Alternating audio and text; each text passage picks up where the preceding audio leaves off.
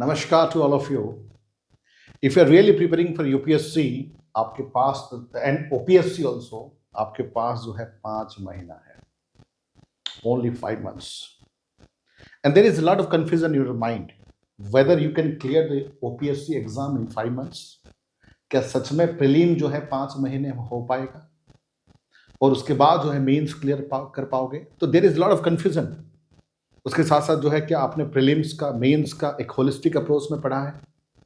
आपने क्या वही किताब पढ़ रहे हो जो किताब में सिलेक्शन होती है? आप क्या वही टेस्ट सीरीज दे रहे हो या वही आंसर राइटिंग प्रैक्टिस आपका सही है जिसमें आपका रैंक आ सकता है? आपने ऑप्शनल सही किया है, सही चूज किया है? So there is lot of confusion और हमारे पास टाइम कम है, केवल जो है 5 महीना है।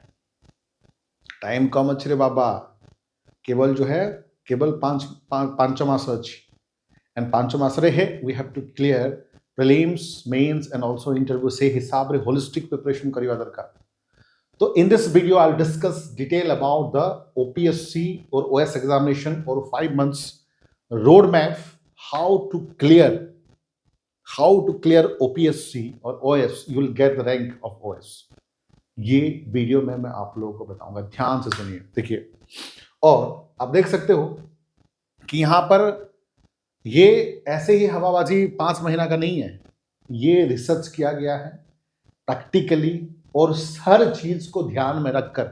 Optional, CSAT, history, polity, geography, economy, current affairs, environment, हर चीज को ध्यान में रखकर उसके साथ साथ मेंस और प्रीलिम्स की तैयारी को लेके किस तरह से एक होलिस्टिक अप्रोच में प्रिपरेशन करोगे, उसका एक सटीक प्लान मैंने बताया है। 5 months road map for the OS OPSC. पहले मंथ में क्या करोगे, सेकेंड मंथ में क्या करना है, थर्ड मंथ में कैसे करना है, फोर्थ मंथ कैसे करना है और एग्जैक्टली लास्ट महीना कैसे करोगे। देखो, आज जो वीडियो जब से रिलीज हो रहा है, आज है that is 14th of this जनवरी, ठीक है। फिर जो है ये मतलब आप देखोगे तो मई जून 7 में है, तो 5 महीना आपके पास है। जून का महीना छोड़ दो, जनवरी, फरवरी, मार्च, अप्रैल और मई, 5 महीना है। और अगर आपको सच में क्लियर करना है, दो चीजें हो सकती है। पहला चीज है कि 5 महीना बहुत कम टाइम है। 5 महीना है लेकिन आपके पास 15 टॉपिक है, 15 more than 15 topics are there. History, polity, geography, economics, physics, chemistry, biology, science, environment, ethics. Then उसके बाद जो है optional paper, CSAT, reasoning, maths, English, lot of things are there.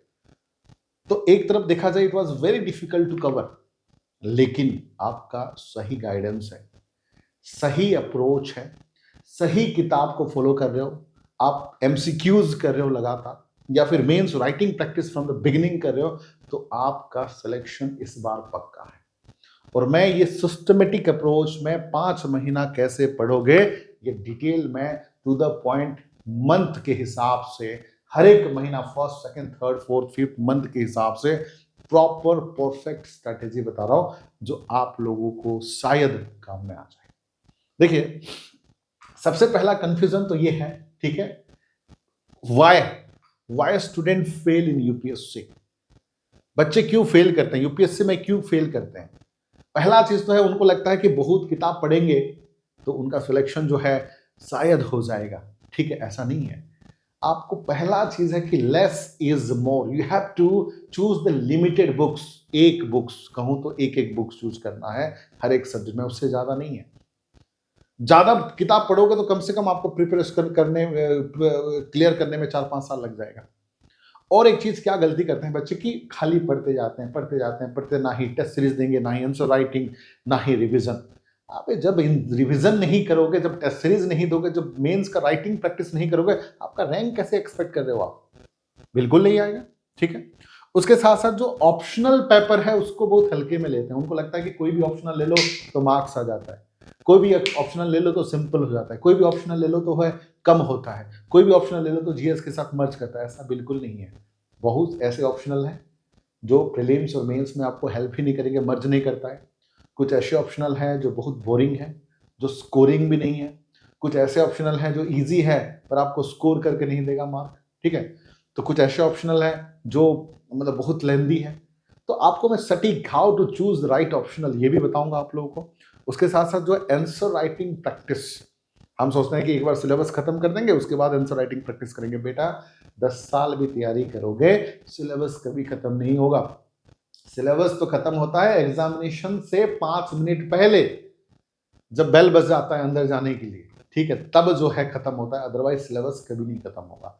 तो यहां पर कैसे करोगे वो सब चीजों को मैं एक एक करके बताऊंगा। देखिए अगर मैं बात करूं अभी आप लोगों से, तो हम लोग का जो एग्जामिनेशन है बेटा 7 जून को है, यानी कि हमारे पास जो है 7 जून से, अभी मैं बताऊंगा रियलिस्टिक प्रैक्टिकल स्ट्रेटेजी की 7 जून है, मतलब 5 महीना है।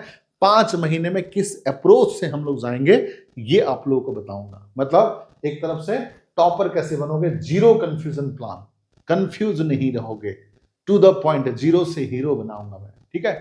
तो देखिए सबसे पहला चीज थोड़ा सा जान लेते हैं प्रीलिम्स के बारे में, ठीक है। प्रीलिम्स में 2 पेपर आता है, ये तो सबको पता ही है। जो लोग बिगिनर हैं उनके लिए बता देता हूं, ठीक है। जो रिपीट कर रहे हैं उनको तो पता ही है। जनरल स्टडी में 200 मार्क का क्वेश्चन आता है, और एक है सीसेट पेपर, उसमें भी 200 मार्क का क्वेश्चन आता है। लेकिन सीसेट में आपको जो है क्वालिफाइंग है, केवल जो है आपको चाहिए 33% चाहिए, उसमें आप टफ भी कर दोगे तो कोई फायदा नहीं है। ये क्लियर करोगे तब जाके जो है जनरल स्टडी का मतलब चेक किया जाए। तो ध्यान रखिएगा, इतना जरूर पढ़िए कि 33% आ जाए। बहुत ज्यादा पढ़ने की भी जरूरत नहीं है, इतना जरूर पढ़िए कि 33, आप 33 को एक्सपेक्ट मत करो, आप 40, 45, 50 को एक्सपेक्ट करिए, बट 33% से ज्यादा आना चाहिए। बट अल्टीमेट फोकस है मेन जनरल स्टडी पेपर 1, जो कि आपको प्रीलिम्स क्लियर करेगा। प्रीलिम्स अगर क्लियर नहीं होगा तो मेंस में कैसे बैठोगे। तो ये इसलिए क्रुशियल होता है, जिसमें आपके हिस्ट्री आएंगे, वर्ल्ड हिस्ट्री छोड़ के बाकी सब history, ancient, medieval, art and culture and आपके modern history, then polity and governance, then उसके बाद जो है geography, India and world, then उसके बाद जो है इकोनॉमी, देन करंट अफेयर्स, उसके बाद जो है एनवायरमेंट, ठीक है, एनवायरमेंट रिलेटेड इकोलॉजी और साइंस एंड टेक। इतना ही आएंगे आपके उसमें जनरल स्टडी पेपर में, ठीक है। उसके बाद देखिए जीएस पेपर जो है क्रुशियल है। देखिए जीएस पेपर में कंपलसरी पेपर है इंग्लिश और ओडिया लैंग्वेज, ज्यादा दिक्कत नहीं है उसमें, इंग्लिश और ओडिया लैंग्वेज में ये चीजें सबका हो जाता है। अब जो बातें आती हैं, देखिए ये जो ऐसे पेपर है 250 है, ये भी इतना डिफिकल्ट चीज नहीं है। अब देखो ये जो 4 पेपर होते हैं जीएस के, ठीक है, 4 पेपर होते हैं, जिसमें से जो प्रीलिम के सब्जेक्ट जिसमें मैंने बताया history, polity, geography, economics, science, tech, और एक 4th नंबर पेपर जो है, that is 5th number paper, that is known ethics, ठीक है। ये जनरल स्टडी जो प्रीलिम्स में आप देते हो वही डिस्क्रिप्टिव में होती है यहाँ पर, ठीक है। और यहाँ पर लेकिन सबसे क्रुशियल जो है दैट इज नोन एज आपका ऑप्शनल, और आपका ऑप्शनल डिसाइड करता है आपका रैंक। आपका ऑप्शनल अगर सही है आपको सही मार्क मिलेगा, गलत है ऑप्शनल तो जितना भी उछल कूद कर लो आपको रैंक में अच्छा रैंक मिलेगा ही नहीं। तो मैं बताऊंगा अभी ऑप्शनल भी कैसे चूज करना है इस वीडियो में, ठीक है। अब थोड़ा सा हम देख लेते हैं पेपर 1 में कौन कौन सा चीजें हैं, रफली थोड़ा सा सिलेबस को देख लेते हैं प्रीलिम्स के लिए। देखो प्रीलिम्स के लिए जो लिखा है एग्जैक्टली ओपीएससी में, current event of national and international importance, history of India and national movement, history of Odisha. देखो आमतौर पर यूपीएससी का जो सिलेबस है, of course that is OPSC का सिलेबस ऑलमोस्ट जो है कॉपी पेस्ट है, ऑलमोस्ट 10% छोड़ के।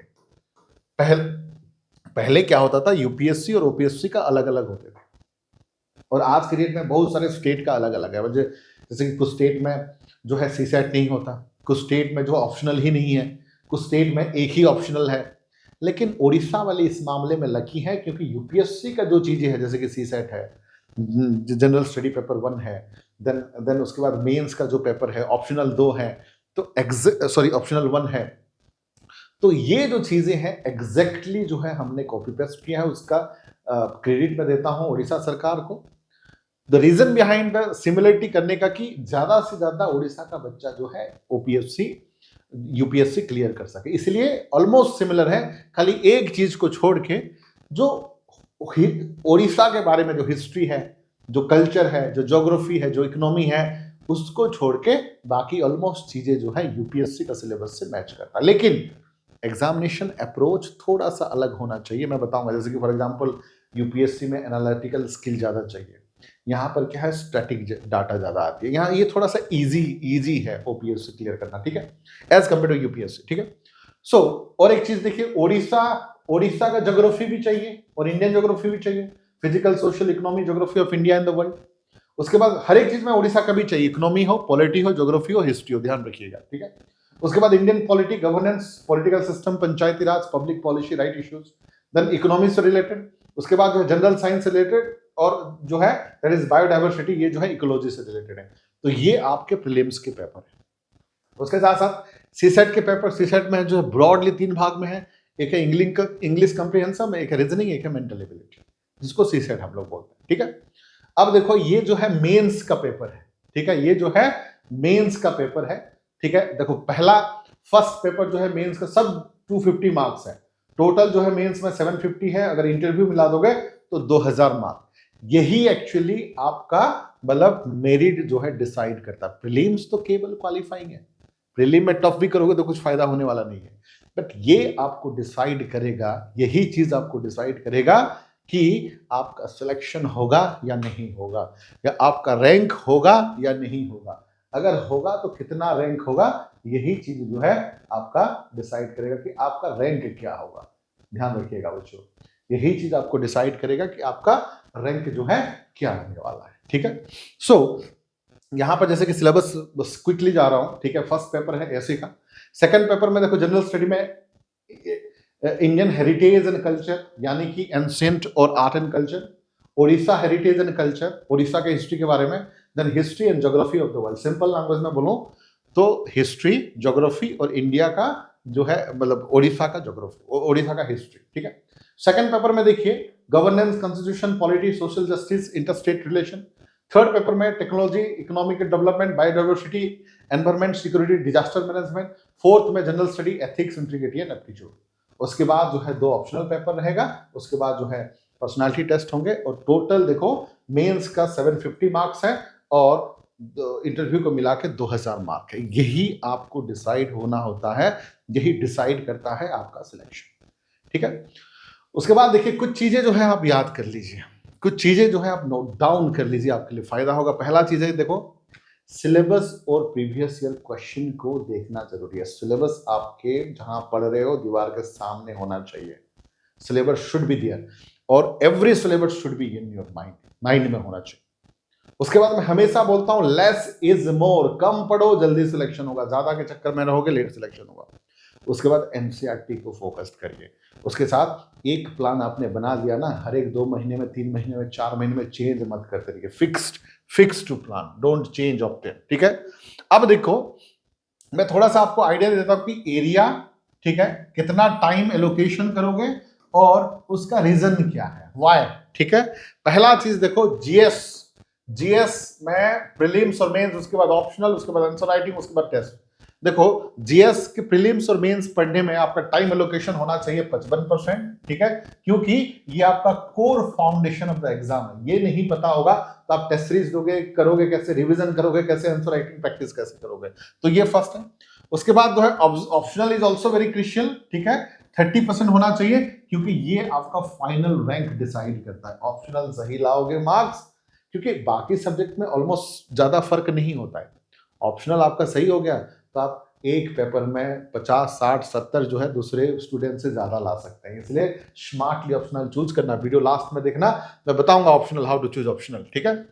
आंसर राइटिंग प्रैक्टिस 10% करो, ठीक है, convert your knowledge into the marks, ठीक है। आंसर राइटिंग कम से कम एक दिन में एक करिए, कम से कम एक पेज करिए, ठीक है, डेली बेसिस में, ये आपका रैंक बढ़ाएगा। उसके साथ टेस्ट एनालिसिस 5% करिए, improve accuracy and confidence, test देते रहिए, जितना ज्यादा हो सके उतना टेस्ट देते रहिए, ठीक है। ये चारों में से किसी को भी आप नेग्लेक्ट नहीं कर सकते, ठीक है। बच्चे क्या करते हैं, ऑप्शनल को बाद में देखने के लिए सोचते हैं, आंसर राइटिंग बाद में देखने के लिए, और प्रैक्टिस भी बाद में, खाली बस इसी में फंसे रहते हैं, वो भी रिवीजन नहीं करते, इसलिए बच्चों का सिलेक्शन होता नहीं है, ठीक है। अब देखो अंडरस्टैंडिंग ओपीएससी एग्जामिनेशंस, हम पहले ओपीएससी को समझते हैं कि ओपीएससी आपसे क्या चाहता है। कभी समझने की कोशिश की हो आपकी ओपीएससी क्या आपसे चाहता है। देखो पहला जो है ओपीएससी में जो एग्जाम में आता है कि मोर स्टैटिक एंड लेस डायनेमिक।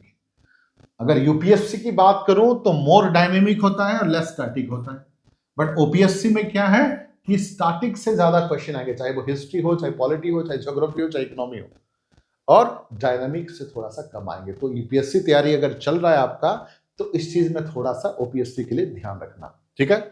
दूसरा क्या है, हाईली ओडिशा सेंट्रिक। देखो उड़ीसा के कल्चर, उड़ीसा के हिस्ट्री, उड़ीसा के ज्योग्राफी, उड़ीसा के इकोनॉमी, उड़ीसा के पॉलिटी, ये सब जो है आएगा ही आएगा, ध्यान रखिएगा, ठीक है। And repeat themes in the area. वो कुछ एरिया ऐसे हैं जो हमेशा से क्वेश्चन आते हैं, जैसे कि गवर्नमेंट पॉलिसीज है, रिवर सिस्टम है, ठीक है, मॉडर्न हिस्ट्री से ज्यादा क्वेश्चन आना, तो ये सब चीजें ध्यान रखना, मैं बताऊंगा अभी। और उसके साथ साथ देखो current affairs have limited weightage unlike UPSC. UPSC में करंट अफेयर्स में ज्यादा फोकस की जाती है, यहाँ पर करंट अफेयर्स में इतना ज्यादा फोकस नहीं किया जाता, ध्यान रखिएगा। अब देखिए सिस्टमेटिक प्लान में मंथ 1, 2, 3, 4, 5 को मैं डिटेल में समझा रहा हूं कि एक एक महीने में हमें क्या करना है। सबसे पहले हम लोग बात करते हैं मंथ 1 में, ठीक है। मंथ 1 में देखो, मंथ 1 में क्या करना है, ठीक है। फर्स्ट है फाउंडेशन एंड सिलेबस अंडरस्टैंडिंग, ठीक है। क्या है उसमें, हमें फाउंडेशन, उसके साथ साथ जो है सिलेबस अंडरस्टैंडिंग, मतलब हमें पता होना चाहिए कि फाउंडेशन, उसके साथ साथ सिलेबस में क्या है। सिलेबस में जो चीजें हैं वो पढ़िए। किसी ने आपको बोल दिया एम लक्ष्मीकांत पढ़ना है, रमेश सिंह पढ़ना है, अरे बेटा रमेश सिंह में 450 पेज है, सारा पढ़ोगे तो आएगा नहीं उसमें से आपको पढ़ना है 50% और 50% छोड़ना है। लक्ष्मीकांत में आपको पढ़ना है 60%, 40% छोड़ना है। स्पेक्ट्रम पब्लिकेशन में आपको पढ़ना है 60%, 40% छोड़ना है। ये पता होना चाहिए ना कि कौन सा 60% पढ़ोगे, कौन सा 40% छोड़ोगे। आपको जब पता ही नहीं है, किसी ने आपको बोल दिया है बेटा 6 से लेकर 12 तक एनसीईआरटी पढ़ो, और आपने जमा लिया 6 से लेकर 12 तक एनसीईआरटी, इतना हो जाएगा बेटा, इतना हो जाएगा, ठीक है। आप फिर दोस्तों को भी बोलते हो कि यार 6 से लेकर 12 तक एनसीईआरटी पढ़ोगे तो नहीं तो कुछ होगा नहीं, ऐसा बिल्कुल भी नहीं है। उसका एक स्ट्रेटेजी है, उसका एक पैटर्न है, उसका एक तरीका है, लिमिटेड सिलेबस है। बताऊंगा मैं हर एक वीडियोस में एक एक करके सब चीज, ठीक है। अब देखो क्या करेंगे फर्स्ट में, ठीक है। The preliminary object of the month first is to build strong base and clear understanding. हमें पहले स्ट्रॉन्ग बेस करना पड़ेगा, क्लियर अंडरस्टैंडिंग पड़ेगी। क्या करना पड़ेगा, कंप्लीट बेसिक जीएस सब्जेक्ट, ठीक है। Basic GS subject, start optional paper, कोई भी ऑप्शनल पेपर 1 करिए। उसके बाद understand the basic answer and writing structure. तो आपको जो है, जो जीएस में है, तो बेसिक चीजें हैं, आप उससे शुरुआत कर लो। मैं तो कहता हूं देखो, जीएस में 5 सब्जेक्ट जो है मेन है। कौन कौन सा है, हिस्ट्री है, पॉलिटी है, ज्योग्राफी है, इकोनॉमी है, करंट अफेयर्स है। 5 सब्जेक्ट मेन है। देखो मैं लिख देता हूं, फर्स्ट है history, history, then is polity, polity, third में है ज्योग्राफी, ज्योग्राफी, फोर्थ में है इकोनॉमी, इकोनॉमी, और फिफ्थ में आपका करंट अफेयर्स, करंट अफेयर्स। ये 5 सब्जेक्ट ही ब्रह्मास्त्र हैं, प्रीलिम्स के लिए भी और मेंस के लिए भी, ठीक है। ये 5 सब्जेक्ट ही मेंस हैं। करंट अफेयर्स को आप नोट डाउन जो है अंडरलाइन कर सकते हो, विजन आईएएस का लेके 1 साल का, लेकिन ये 4 सब्जेक्ट का आप नोट बनाते चलिए, साथ ही साथ पढ़ते चलिए, साथ ही साथ नोट बनाते चलिए, हिस्ट्री, पॉलिटी, ज्योग्राफी, इकोनॉमिक्स का। उससे आपका जीएस फाउंडेशन स्ट्रांग होगा, उससे आपका प्रीलिम्स भी क्लियर होगा, मेंस भी क्लियर होगा। हर एक टॉपिक, हर एक टिडबिट को पढ़ने की जरूरत नहीं है। देख फॉर एग्जांपल मैं दे रहा हूं, अब जैसे कि बेटा हिस्ट्री की बात करते हैं। देखो एक चीज है, मैं बता देता हूं आपको कैसे पढ़ना है, कैसे तैयारी करना है, थोड़ा सा मैं बता देता हूं। Suppose you are studying about the history. अब हिस्ट्री को बेटा, ब्रॉडली हिस्ट्री को कितना भाग में डिवाइड किया गया है, ब्रॉडली हिस्ट्री को 5 भाग में डिवाइड किया गया है। ब्रॉडली में बात कर रहा हूं। हिस्ट्री, जैसे कि पढ़ने का तरीका ऐसा होना चाहिए। देखो हिस्ट्री, जैसे कि हिस्ट्री में है ancient India, ancient history, then medieval history, third में है modern, modern history, then fourth is art and culture, and fifth है वर्ल्ड हिस्ट्री, वर्ल्ड हिस्ट्री, और सिक्स्थ में कुछ जगह पे मॉडर्न में ही पोस्ट मॉडर्न इंडिया, ठीक है। तो वर्ल्ड हिस्ट्री आपका मेंस में आएगा, प्रीलिम्स में आएगा नहीं। अभी फोकस करना है आपको ancient, medieval, modern and art and culture. तो उसमें से देखो, अगर इसमें से प्रीलिम्स की बात करूं तो मॉडर्न हिस्ट्री से ऑलमोस्ट 50% क्वेश्चन चलाएगा, 40 to 50% जो है मॉडर्न, और सिलेबस भी कम है और 40-50% एक ही से आता है, तो उसको ज्यादा फोकस करना है। सेकंड फोकस करना है एंशिएंट पे, क्योंकि उससे रिलेटेड आर्ट एंड कल्चर भी है, तो एंशिएंट को ज्यादा फोकस करिए, ठीक है, और कम फोकस करिए मेडिवल पे, और थोड़ा सा आर्ट एंड कल्चर को भी कम फोकस करिए, क्योंकि आर्ट एंड कल्चर वास्ट है। पेज जो किताब आपको मिलेंगे 400 पेज का मिलेगा, बट वहां से कहां से क्वेश्चन आएगा एक दो आपको भी नहीं पता, और अगर पढ़ने के बाद भी नहीं कर पाओगे, इट्स वेरी डिफिकल्ट, मुश्किल से कर पाओगे। तो that's why art and culture को यहां पर सबसे ज्यादा कम फोकस करना है, उसके बाद मेडिवल, लेकिन एंशिएंट और मॉडर्न हिस्ट्री को ज्यादा प्रायोरिटीज देना है, ज्यादा फोकस करना है। तो ये तरीका होना चाहिए कि इस टॉपिक पे ज्यादा ध्यान देना जरूरी है, ठीक है। मैं एक वीडियो और भी लाऊंगा कि कौन सा टॉपिक पे ज्यादा पढ़ोगे, कौन सा टॉपिक पे कौन, हर एक सब्जेक्ट का बताऊंगा डिटेल में आने वाला वीडियोस में इस चैनल में, ठीक है, बहुत जल्दी। अब देखो आज के लिए कुछ बता देता हूं, कुछ फोकस एरिया, जैसे कि पॉलिटी है, इंडियन पॉलिटी में किस किस चीजों पे, देखिए देखो बेटा, टाइम है तो हर एक टॉपिक को पढ़ियो, बार बार पढ़ो, 3 बार 4 बार 5 बार पढ़ो। मैं वो टॉपिक बता रहा हूं, टाइम कम है और किस एरिया को ज्यादा फोकस किया जाएगा, आज उस पे, आज टाइम कम है तो आज उस पे वीडियो बना रहा हूं, ठीक है, अभी बता रहा हूं, लेकिन डिटेल में और भी लाऊंगा वीडियोस, लेकिन अभी के लिए थोड़ा सा आपको आइडिया दे देता हूं कि किस पे ज्यादा फोकस करना है, ठीक है। अब देखो इंडियन पॉलिटी पे, देखो इंडियन पॉलिटी पे जो फोकस करना है आपका साइड में लिखा हुआ है, आप देख लीजिए। फोकस करने वाला जो टॉपिक है, जैसे कि फंडामेंटल राइट है, उसके साथ फंडामेंटल ड्यूटीज और डीपीएसपी को भी कनेक्ट कर लेना। जैसे कि एक होता है सेंट्रल गवर्नमेंट और स्टेट गवर्नमेंट, ठीक है, सेंट्रल गवर्नमेंट उसके साथ साथ स्टेट गवर्नमेंट है, उसको भी फोकस कर लेना, सेंट्रल एंड स्टेट को, ठीक है।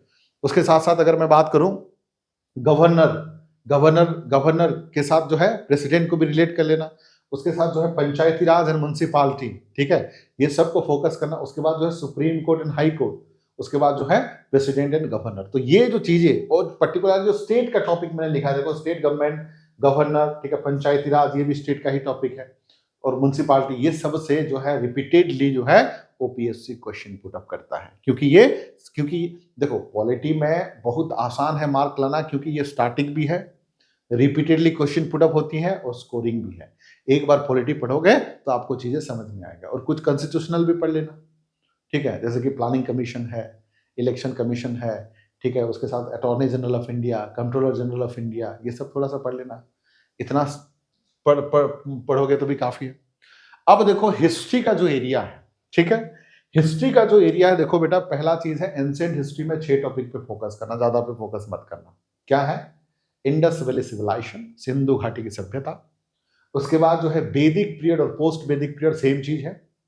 उसके बाद जो है बुद्धिज्म और जैनिज्म, बुद्धिज्म और जैनिज्म, उसके बाद मौर्य पीरियड, उसके बाद जो है गुप्त पीरियड। और मौर्य पीरियड में भी 2 रूलर मेन है, चंद्रगुप्त मौर्य और उसके बाद जो है अशोका, अशोका सबसे ज्यादा मेन है, ठीक है, बिंदुसार को आप छोड़ सकते हो, ठीक है, 3 ही रूलर है। उसके बाद आफ्टर अशोका पढ़ने की जरूरत नहीं है, वो इतने कमजोर रूलर थे, वीक रूलर थे। उसके बाद गुप्त पीरियड में भी आप जो है 4 रूलर को मेनली फोकस करना, एक है दैट इज चंद्रगुप्त 1, दूसरा है समुद्रगुप्त, तीसरा है चंद्रगुप्त 2, उसके बाद जो है कुमारगुप्त, स्कंदगुप्त को आप छोड़ सकते हो, 5 मेन रूलर है, स्कंदगुप्त को छोड़ सकते हो, और गुप्त के बाद तो खत्म हो जाता है एंशिएंट, ठीक है। मेडिवल में 2 टॉपिक मेन है, एक है दिल्ली सल्तनत और एक है, क्या है आपका, दिल्ली सल्तनत और मुगल एम्पायर। तो दिल्ली सल्तनत में भी जो है बेटा आपको जो है, जैसे कि अलग अलग वंश हैं, स्लेव डायनेस्टी है, खिलजी है, तुगलक है, सैयद है, लोधी है, 5 वंश है।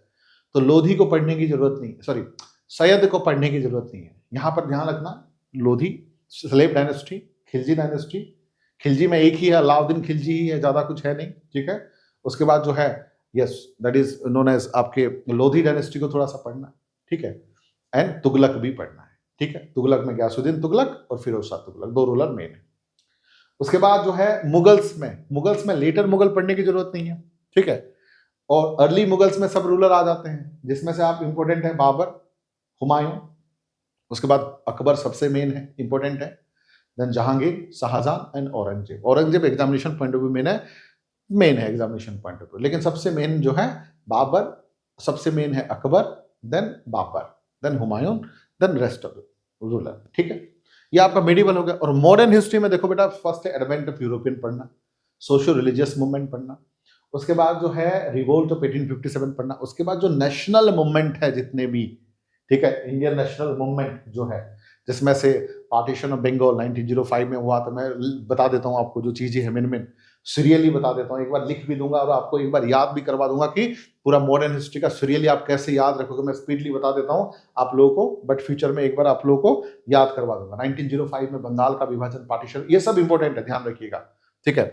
1905 में बंगाल का विभाजन, ठीक है। उसके बाद जो है उसके बाद हुआ था स्वदेशी मूवमेंट 1906 में, 1907 में मॉर्लिम इंटू रिफॉर्म्स, ठीक है। 1909 में जो है उसके बाद जो सॉरी हाँ, देन उसके बाद आया था होम रूल लीग, ठीक है, होम रूल लीग। उसके बाद जो आया था 1916 में, देन 1919 में Rowlatt act, then 1920 to 22 non cooperation movement, ठीक है। देन उसके बाद उसी टाइम पे खिलाफत मूवमेंट, देन उसके बाद 1923 में स्वराज पार्टी, देन 1927 में साइमन कमीशन, देन 28 में नेहरू रिपोर्ट, 29 में जिन्ना का 14 पॉइंट, देन उसके बाद जो है civil disobedient movement 1930, then 30, 31 and 32 first second third round table conference यानी कि गोलमेज सम्मेलन, देन उसके बाद जो है गोलमेज सम्मेलन के बाद जो है क्रिप्स मिशन आएगा, क्रिप्स मिशन, देन आईएनए का गठन, सुभाष चंद्र बोस आएंगे, उसके बाद जो है आपका जो है वेबल सारे प्लान्स आएंगे, वेबल प्लान, ठीक है। देन उसके बाद जो है कैबिनेट मिशन प्लान, उसके बाद जो है माउंट बेटन प्लान, और उसके बाद फाइनली इंडियन इंडिपेंडेंट एक्ट 1947। तो ये जो मूवमेंट है उसमें से हिस्ट्री से ज्यादा क्वेश्चन आता है, ध्यान रखिएगा, ठीक है।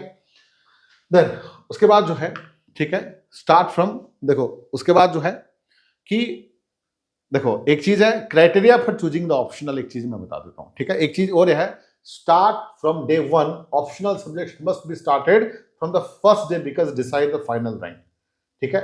अब देखो बच्चे क्या सोचते हैं कि ऑप्शनल को बाद में देखेंगे, प्रीलिम के बाद देखेंगे, पहले प्रीलिम हो जाए, लेकिन अगर सही में रैंक लाना है ऑप्शनल को पहले से देखना पड़ेगा।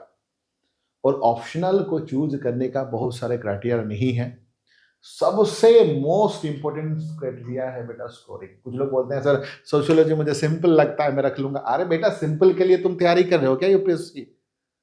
मजा आने के लिए? सर मुझे इंटरेस्ट लगता है, मजा आने के लिए कर रहे हो क्या?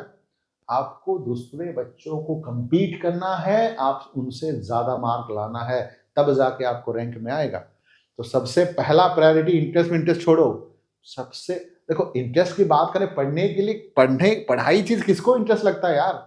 क्या हिस्ट्री, पॉलिटिक्स, ज्योग्राफी, इकोनॉमिक्स ये सब इंटरेस्टिंग है क्या? तो खाली ऑप्शनल में आप अपना इंटरेस्ट ढूंढते हो? बेटा इंटरेस्ट छोड़ो, सबसे मेन प्रायोरिटी है आपका स्कोरिंग। बेटा वो ऑप्शनल में आप स्कोर कर पाओगे कि नहीं, वो ऑप्शनल स्कोरिंग है कि नहीं?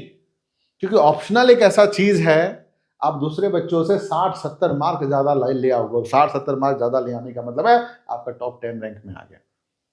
अब आप जितना भी अच्छा ही पढ़ाई करो, ऑप्शनल ऐसा रख लिया आपने, मार्क नहीं होता है तो खत्म कहानी, समझ रहे हो चीज? तो optional is very crucial. Optional सही है you will be in the list, optional सही नहीं है you will be out of the list. बहुत सारे बच्चे जो हैं ऑप्शनल इस चक्कर में रहते हैं कि उनका ग्रेजुएशन में है, +2 में थोड़ा सा पढ़े हैं, उनके गर्लफ्रेंड बॉयफ्रेंड ने रखा है इसलिए रख लेते हैं। यही चक्कर नहीं होना चाहिए। ऑप्शनल रखने का पहला स्कोरिंग है। सेकंड है overlap with GS paper. GS paper के साथ कितना ओवरलैप है? अब जैसे कि आप ऑप्शनल रखोगे sociology, philosophy, anthropology, zoology, botany, history, maths, ये सब बेटा ऑप्शनल से 0% रिलेटेड है। आप जैसे कि ऑप्शनल रखोगे पब्लिक एडमिनिस्ट्रेशन, पीएसआईआर, ठीक है, ज्योग्राफी, ठीक है, हिस्ट्री, ये सब बेटा पूरा जीएस में आता है। प्रीलिम्स में भी आएगा, प्रीलिम्स में 20-25 मार्क हेल्प करेगा, मेंस में भी 150 मार्क हेल्प करेगा। मतलब एक गोली में 3 शिकार। मान लीजिए आपने पब्लिक एडमिनिस्ट्रेशन रखा या हिस्ट्री रखा, आपको प्रीलिम में भी हेल्प होगा, आपको मेंस में भी हेल्प होगा, और ऑप्शनल में तो होगा ही होगा। कुछ लोग बोलते हैं कि हिस्ट्री जो है लॉन्ग ऑप्शनल, अरे बेटा लॉन्ग ऑप्शनल कैसे है? अगर आप सोशियोलॉजी, फिलोसॉफी, साइकोलॉजी या जूलॉजी, बॉटनी ये सब रखोगे तो अलग से 4 महीना देना पड़ेगा। लेकिन जो ऑप्शनल है जैसे कि पॉबेड है, ठीक है, पीएसआईआर है, देन उसके बाद ज्योग्राफी है, हिस्ट्री है, ये सब बेटा आपको पढ़ना है। ये एक्चुअली देखिए ऑप्शनल जो जीएस पेपर में है वही ऑप्शनल में है। अब मैं हिस्ट्री की बात करूं, हिस्ट्री में ऑलमोस्ट 80% जो है जीएस और ऑप्शनल मैच करता है। पब्लिक एडमिनिस्ट्रेशन में ऑलमोस्ट 80% मैच करता है, ठीक है। तो आप एक ही चीज पढ़ोगे, प्रीलिम्स में भी हेल्प होगा, मेंस में भी और इंटरव्यू में, कितना मजेदार है, ठीक है। उसके बाद जो अवेलेबिलिटी ऑफ स्टैंडर्ड मटेरियल भी होना चाहिए, और उसके साथ आपका कंफर्ट, आंसर राइटिंग में कंफर्ट है कि नहीं, ठीक है, वो देखिए। तो ये सब चीजें प्रायोरिटीज होना चाहिए। और ऑप्शनल में से मैं अपने हिसाब से सब कुछ मिला के मैंने बताया है, ऑप्शनल सबसे बेस्ट ऑप्शनल है पब्लिक एडमिनिस्ट्रेशन। उसका रीजन, सबसे बड़ा रीजन है बेटा, ये आपको 45 डेज लगेगा, केवल 1.5 महीना, केवल 1.5 महीने, मंथ्स में आप जो है इस ऑप्शनल को खत्म कर दो। दूसरे ऑप्शनल आपको 4, 5, 6 महीना भी लग सकता है, 3 महीना तो लगेगा ही लगेगा। तो 45 दिन में खत्म हो जाएगा ये ऑप्शनल, 1.5 महीना में। और सबसे पॉलिटी से रिलेटेड है, ओवरलैप है 70, उसका 80% जो है सिलेबस मैच करता है ऑप्शनल से, मतलब जीएस पेपर से। आपको प्रीलिम में भी हेल्प करेगा, प्रीलिम्स में कम से कम जो है 20 मार्क हेल्प करेगा, मेंस में कम से कम 150 मार्क हेल्प करेगा, इंटरव्यू में हेल्प करेगा, और कल में आईएएस ऑफिसर बनते हो तो it's all about the administration. आप कलेक्टर बनोगे, कलेक्टर का पावर क्या है, चीफ मिनिस्टर का पावर क्या है, प्रधानमंत्री का पावर क्या है, कौन सा पॉलिसी काम करता है, यही तो पढ़ते हैं पब्लिक एडमिनिस्ट्रेशन में, ऑल अबाउट द पॉलिटी। तो पॉलिटी से थोड़ा बहुत भी आप प्यार करते हो तो आप आंख मूंझ कर पब्लिक एडमिनिस्ट्रेशन रखिए। दूसरा है हिस्ट्री को रखिए, हिस्ट्री का भी वही चीज है कि 2 लेंदी है बट इजी है, और आपका प्रीलिम्स और मेंस में भी हेल्प करेगा। उसके बाद सेकंड ज्योग्राफी को भी रख सकते हो, then PSIR, then sociology, then Odia literature, ठीक है। बाकी सब ऑप्शनल, इतना सोचना नहीं, बहुत रिस्की है, ठीक है। उसके बाद देखिए, उसके बाद देखो आंसर राइटिंग प्रैक्टिस, ठीक है। आंसर राइटिंग प्रैक्टिस बहुत बच्चे सोचते हैं कि प्रीलिम के बाद देखेंगे, लेकिन साथ ही साथ करना है, कम से कम एक आंसर राइटिंग लिखिए, जिसमें क्या चाहिए, देखो एक क्लियर इंट्रोडक्शन जरूरत होती है, लॉजिकल हेडिंग जरूरत होती है, सिंपल एंड रेलिवेंट होना चाहिए, और कंक्लूजन शुड बी बेस्ट, अच्छा होना चाहिए, ठीक है। आप ध्रुव राठी जैसा वीडियो को देखोगे और सोचोगे सर कंक्लूजन में ऐसे दूंगा, वन साइडेड व्यूज दूंगा, बेटा मार्क अंडा मिलेगा यूपीएससी में। ध्रुव राठी जानते हो ना, यूट्यूबर है, ऐसे लिखोगे तो अंडा मिलेगा, अंडा। आप you are going to the part of the system, you are going to the part of the government, आप सरकार चलाओगे, सरकार का पॉलिसी को आपको चलाना है, लोगों को कन्विंस करना है, मोटिवेट करना है। आप सरकार को ही उंगली करने लगो, सरकार के खिलाफ बोलने लगो, पॉलिसीज के खिलाफ बोलने लगो, कैसे चलेगा। तो आपका स्टेटमेंट जो है बैलेंस्ड होना चाहिए, चाहे इंटरव्यू में हो चाहे राइटिंग में हो, ये दिखता है, ठीक है, तो ध्यान रखिएगा, ठीक है। देन उसके बाद देखिए सेकंड मंथ में क्या करोगे, ऑब्जेक्टिव देखो, ठीक है। सेकंड मंथ में the goal of second month is to complete maximum GS syllabus. देखो फर्स्ट एंड सेकंड मंथ में मैं थोड़ा सा क्लियर कर देता हूं, जो आपका 4 सब्जेक्ट है, हिस्ट्री, पॉलिटी, ज्योग्राफी और इकोनॉमिक्स है, तो पहला मंथ में अभी आप हिस्ट्री और पॉलिटी को खत्म कर दो, सिंपल सी बात है, फिनिश कर दो, ठीक है। मतलब दोनों सब्जेक्ट को, मान लीजिए कि आप जो है 8 घंटा पढ़ाई कर रहे हो, हिस्ट्री को 4 घंटा दीजिए, पॉलिटी को 4 घंटा, अगला महीने में ज्योग्राफी इकोनॉमिक्स को खत्म कर दो, काम खत्म।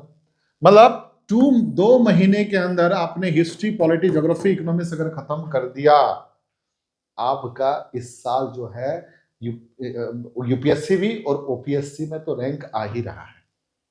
फिर से रिपीट कर देता हूं, 2 महीने में आज से पहला महीना हिस्ट्री और पॉलिटी को फिनिश कर दो, सिंपल तरीका एक बता रहा हूं, सेकंड महीने में ज्योग्राफी और इकोनॉमिक्स को फिनिश कर दो। 4 सब्जेक्ट 2 महीने में आपने कर दिया, तो इस साल ही आपका यूपीएससी क्लियर हो रहा है। This is my guarantee. अगर 100% की जगह पे आपने 80% भी क्लियर कर दिया, ये हिस्ट्री, पॉलिटी, ज्योग्राफी, इकोनॉमिक्स को फिनिश कर दिया, तो आपका सिलेक्शन हो रहा है, इस साल ही हो रहा है, कंग्रेचुलेशन, ठीक है। तो ये एक बहुत सिंपल तरीका है आपको बताने का। देखो उसके बाद देखो ज्योग्राफी में क्या चीजें हैं, ठीक है। ज्योग्राफी में 6 से लेकर 11 तक एनसीईआरटी पढ़ सकते हो, स्टेट बोर्ड पढ़ सकते हो ज्योग्राफी का, ठीक है। उसके साथ साथ जो है why geography is important, map based question आते हैं, फ्रीक्वेंट क्वेश्चन आते हैं, ओडिशा नेचुरल डिजास्टर से क्वेश्चन आते हैं, और जो हाई एक्यूरेसी टॉपिक है river system of India and Odisha, Indian monsoon, soil types, ठीक है, तो उसमें ध्यान रखिएगा। उसके साथ साथ इकोनॉमी की बात करें तो रमेश सिंह का पढ़िए, ओडिशा इकोनॉमिक सर्वे पढ़िए, फोकस्ड एरिया जो है इन्फ्लेशन, बजट, एग्रीकल्चर, ठीक है, Odisha economy and the state sheet लो, ध्यान रखिएगा। इकोनॉमिक्स से करंट रिलेटेड भी क्वेश्चन पुट अप होती है, ठीक है, करंट रिलेटेड भी क्वेश्चन इकोनॉमिक्स से फोकस्ड होती है, मतलब की जाती है, ठीक है। और जो गवर्नमेंट पॉलिसीज आए हैं, चाहे ओडिशा का हो चाहे इंडिया का हो, उससे क्वेश्चन होता है, ठीक है। उसके साथ यहाँ पर ऑप्शनल पेपर 1 को खत्म कर दीजिए, देन उसके बाद जो है start basic topic of paper 2, paper 2 का टॉपिक आप स्टार्ट कर दीजिए।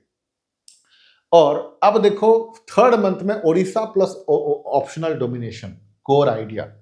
ठीक है, यहाँ पर जो ओडिशा के जो टॉपिक हैं, जैसे कि ओडिशा का बजट है, ओडिशा का इकोनॉमिक सर्वे है, ओडिशा का हिस्ट्री एंड कल्चर बुक है, ओडिशा गवर्नमेंट स्कीम्स वगैरह जितने भी आते हैं, ठीक है, क्योंकि ओडिशा का ज्यादा से ज्यादा क्वेश्चन आएगा। ठीक है, ज्यादा से ज्यादा क्वेश्चन आएगा ओडिशा का हर प्रकार से, चाहे आप देख सकते हो बजट हो, इकोनॉमिक सर्वे हो, हिस्ट्री, कल्चर, ओडिशा गवर्नमेंट, ये सबसे आएगा ही आएगा। ठीक है, और हाई एक्यूरेसी एरिया जो है Odisha freedom struggle, tribal and cultural practice, welfare scheme, geography and disaster से ज्यादातर क्वेश्चन अब तक आए हैं। मैं ये सब चीजें बता रहा हूं, मतलब लास्ट 10 ईयर क्वेश्चन को रिसर्च करने के बाद, ध्यान रखिएगा, लास्ट 10 ईयर क्वेश्चन को रिसर्च करने के बाद ये सब चीजें जो है बता पा रहा हूं। और उसके बाद जो है एनवायरमेंट पे फोकस करिए, शंकर आईएएस का पढ़िए, जिसमें फोकस करिए national park and wild life sanctuaries, climate change, biodiversity, conservation, ये सब पे फोकस करिए। उसके साथ साथ देखो ऑप्शनल 2 को यहां पर जो है खत्म करने की कोशिश करिए। उसके बाद देखो उसके नेक्स्ट में रिवीजन और टेस्ट पेज है। देखो कोई भी चीजें पढ़ते हो ना, एक टॉपिक पढ़ने के बाद उसको रिवीजन भी करिए। Revision is the must. बहुत सारे बच्चे जो है फेल्ड होते हैं क्योंकि वो रिवीजन नहीं करते हैं। बहुत सारे बच्चे मुझे बोलते हैं कि सर मैं हिस्ट्री पढ़ता हूँ तो पॉलिटी भूल जाता हूँ, पॉलिटी पढ़ता हूँ तो ज्योग्राफी पढ़ता हूँ इकोनॉमिक्स। बेटा उसका एक ही मतलब है कि आप रिवीजन नहीं करते हो। प्रॉपर आप रिवीजन करोगे तो चीजें जो है याद। देखिए वीकली आप कोई भी एक दिन, जैसे कि मंडे है, Tuesday, Wednesday, Thursday, Friday, Saturday या संडे, कोई भी एक दिन, मान लीजिए कि आप मंडे को ऐसा एक दिन रखते हो जिसमें आप रिवीजन करते हो, ठीक है, उसके साथ टेस्ट भी देते हो, उसके साथ जो है मेंस आंसर राइटिंग भी लिखते हो। तो कोई दिन में, हफ्ते में एक दिन ऐसा रखिए, उस दिन नया कुछ मत पढ़िए, जो आपने 6 दिन में पढ़ा है उसका आंसर राइटिंग प्रैक्टिस करिए, उसका टेस्ट दीजिए, और सबसे मेन चीज है रिवीजन करिए। पहले रिवीजन करिए, उसके बाद टेस्ट और आंसर राइटिंग करिए। ठीक है, उसके साथ साथ देखो जीएस सब्जेक्ट को 3-4 बार रिवाइज करिए इस टाइम पे। ठीक है, उसके साथ साथ जो है अटेम्प्ट 2025 फुल टेस्ट देना शुरुआत कर दो यहाँ पे। ठीक है, उसके बाद जो है focus on answer structure, time management, ठीक है, प्रेजेंटेशन, क्लैरिटी, ये सब पे फोकस करिए। देन उसके बाद जो है फाइनल पुशअप। ठीक है, फाइनल पुशअप। ठीक है, अब देखो जैसे कि फाइनल पुशअप में, ठीक है, करेंट डाटा के साथ साथ सब्जेक्ट को रिलेट इंटरलिंक्ड करिए। ठीक है, उसके साथ साथ जो है कुछ देखो, कुछ टाइम देखो, एक चीज है, कुछ टाइम होता है जो इतना कुछ पढ़ने के बाद, देखो 2 महीने में पहले आपने पढ़ लिया हिस्ट्री, पॉलिटी, ज्योग्राफी, इकोनॉमिक्स, उसके बाद जो है एनवायरमेंट है, ठीक है, उसके बाद जो है साइंस एंड टेक है, और करंट अफेयर्स को हर एक दिन 1-1 आवर देते रहिए। हर एक दिन करंट अफेयर्स को 1-1 घंटा देते रहिए, कम से कम, कम से कम। और नॉर्मली अगर मैं बात करूं, देखो मैंने ज्यादा घंटा नहीं किया है, ज्यादा आवर्स नहीं है, 4, 5, 6, 7 और 8 आवर्स के आसपास मैंने बनाया है। तो जीएस को 4 घंटा आपने फोकस कर सकते हो, ऑप्शनल को 2 से 2.5 घंटा फोकस कर सकते हो, आंसर राइटिंग पे 1 आवर कर सकते हो, और टेस्ट पे आप जो है आधा घंटा या 1 आवर कर सकते हो। ठीक है, ये आपके ऊपर डिपेंड है।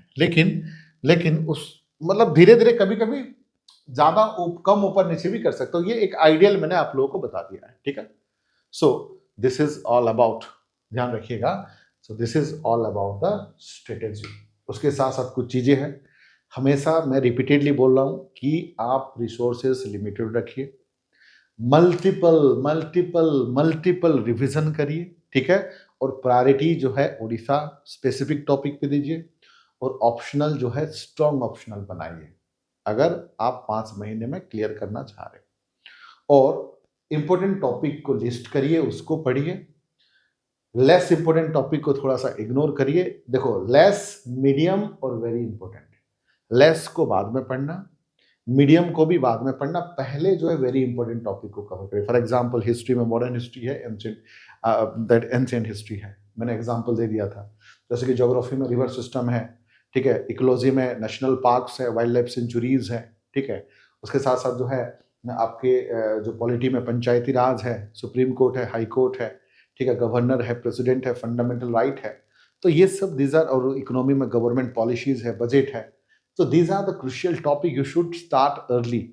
ठीक है, उसके बाद मीडियम, उसके बाद लेस टॉपिक को पढ़िए। ठीक है, ऐसे कर सकते हो। मैं एक लिस्ट भी ले आऊंगा कि ज़्यादा किस पे फोकस करोगे, कम किस पे करोगे, एक टॉपिक भी ले आऊँगा। उसके साथ साथ ऑप्शनल कैसे चूज करोगे उसका भी अलग वीडियो ले आऊँगा। उसके साथ साथ मेंस और प्रीलिम्स को और यूपीएससी और स्टेट पीसीएस को कैसे होलिस्टिकली एक साथ तैयारी करोगे उसका भी मैं ले आऊँगा आप लोग।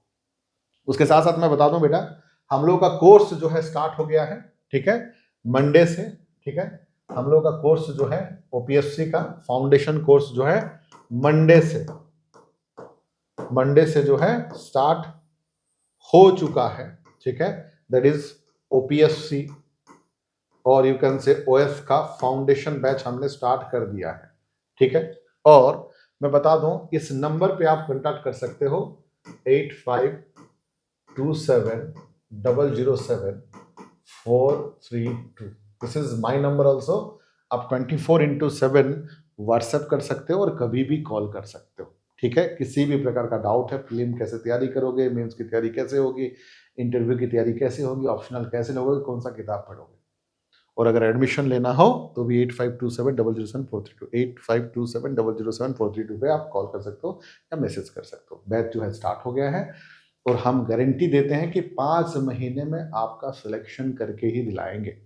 उसके साथ मैं थोड़ा सा यूपीएससी का भी जो है साथ, देखो यूपीएससी और ओपीएससी दोनों का सिलेबस ऑलमोस्ट जो है 90% सिमिलर है, मैंने बताया था, वीडियो में ही बताया है। ठीक है, और ओपीएससी को कैसे डील करोगे, यूपीएससी को कैसे डील करोगे, मैं ये सारा चीजें बताऊंगा। ठीक है, तो ये जो है ज्यादा नहीं पड़ रहा है बेटा, 10,000 आपको पड़ रहा है, वो भी 2 साल के लिए, 2 इयर्स के लिए। ठीक है, तो जल्दी से जल्दी कंटैक्ट कर सकते हो कुछ डिस्काउंट के लिए, I will provide some discount. ठीक है, बट जो इस हफ्ते में जो एडमिशन करोगे उसके लिए डिस्काउंट है, उसके बाद जो है डिस्काउंट नहीं हो पाएगा। ठीक है, तो ऐसे ही मजेदार वीडियो मैं लाता रहूंगा इस चैनल पे। ठीक है, डेली बेसिस में कुछ ना कुछ लाता रहूंगा, बने रहिए, जुड़े रहिए, पसंद आया तो लाइक शेयर और सब्सक्राइब करिए। थैंक यू, जय हिंद, जय भारत, वंदे मातरम।